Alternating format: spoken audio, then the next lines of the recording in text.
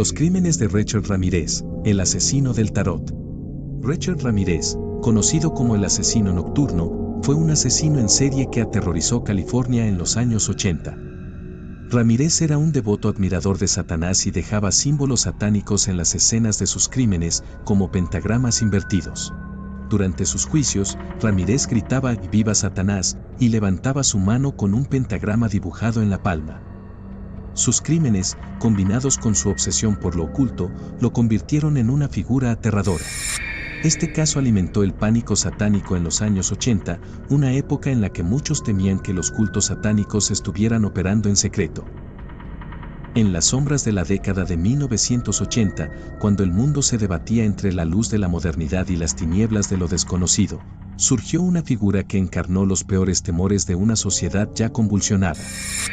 Richard Ramírez, conocido como el asesino nocturno o el asesino del tarot, no fue solo un asesino en serie, fue un espectro que se alimentó del miedo, un devoto de lo oscuro que dejó una estela de muerte, símbolos satánicos y preguntas sin respuesta. Este es un relato de sus crímenes, su obsesión por lo oculto y el legado de terror que dejó en la psique colectiva.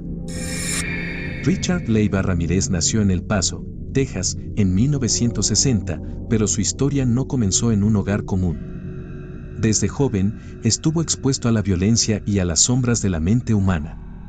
Su primo, un veterano de la guerra de Vietnam, le mostró fotografías de sus atrocidades en el campo de batalla, incluyendo imágenes de mujeres vietnamitas violadas y asesinadas. Estas imágenes, combinadas con la influencia de su primo, quien también le hablaba de rituales satánicos y sacrificios, sembraron una semilla de maldad en el joven Richard.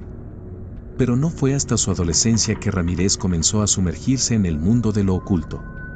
Se obsesionó con la música heavy metal, las letras que glorificaban a Satanás y los rituales oscuros. Adoraba a bandas como Black Sabbath y AC/DC, pero su verdadera devoción estaba reservada para el mismo Lucifer. Llevaba consigo un mazo de cartas de tarot, que usaba no para adivinar el futuro, sino para invocar algo mucho más siniestro, la noche como aliada. En 1984, California se convirtió en el escenario de una pesadilla. Ramírez comenzó su reinado de terror, infiltrándose en hogares bajo el manto de la noche. No tenía un patrón específico, sus víctimas eran jóvenes, ancianos, hombres, mujeres. No importaba. Él era el mensajero de la muerte, y su sello era la brutalidad. Entraba por ventanas abiertas o puertas descuidadas, armado con un cuchillo, una pistola o sus propias manos. Sus ataques eran rápidos, violentos y despiadados. A menudo, violaba a sus víctimas antes de asesinarlas, y en algunas ocasiones, les robaba objetos personales como trofeos.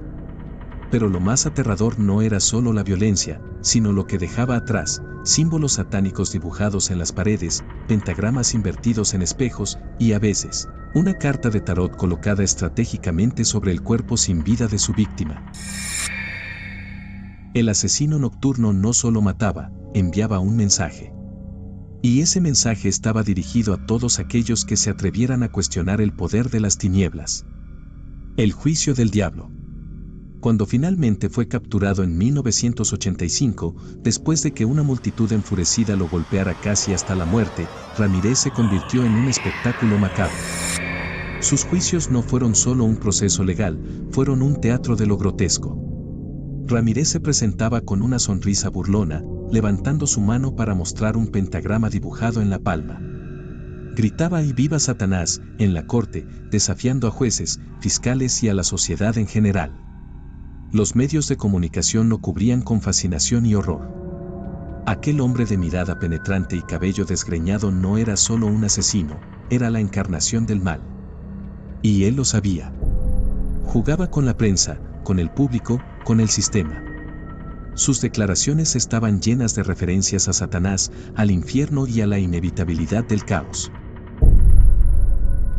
Los crímenes de Ramírez no solo afectaron a las familias de las víctimas, alimentaron un fenómeno cultural conocido como el pánico satánico. En los años 80, muchas personas creían que cultos satánicos operaban en secreto, realizando rituales y sacrificios humanos. Los medios exageraban historias de abusos rituales, y la figura de Ramírez se convirtió en el rostro de este temor colectivo. Aunque no había evidencia de que Ramírez fuera parte de un culto organizado, su obsesión por lo oculto y su uso de símbolos satánicos en las escenas de los crímenes fueron suficientes para alimentar las llamas de la paranoia. Las iglesias organizaban exorcismos, las escuelas implementaban programas para proteger a los niños de la influencia del diablo, y las librerías se llenaban de textos sobre cómo identificar y combatir el mal. El legado del asesino del tarot. Richard Ramírez murió en prisión en 2013, pero su legado de terror perdura. Sus crímenes siguen siendo estudiados por criminólogos, psicólogos y fanáticos de lo macabro. ¿Qué convierte a un hombre en un monstruo? ¿Fue Ramírez un producto de su entorno, o había algo intrínsecamente malvado en él? Lo que es innegable es que Ramírez no solo mató a sus víctimas, mató la sensación de seguridad de toda una generación. Sus crímenes nos recuerdan que el mal no siempre está en las sombras, a veces, camina entre nosotros, con una sonrisa burlona y un pentagrama en la palma de la mano. Y mientras las cartas de tarot sigan siendo barajadas y las noches sigan siendo oscuras, el nombre de Richard Ramírez, el asesino nocturno, seguirá susurrándose en los rincones más oscuros de nuestra mente. Este relato no es solo una crónica de hechos, es una advertencia. Porque en algún lugar, en este mismo momento, alguien podría estar mirando las cartas de tarot, esperando escuchar la voz de las tinieblas. Y cuando esa voz hable, el mundo volverá a contener el aliento.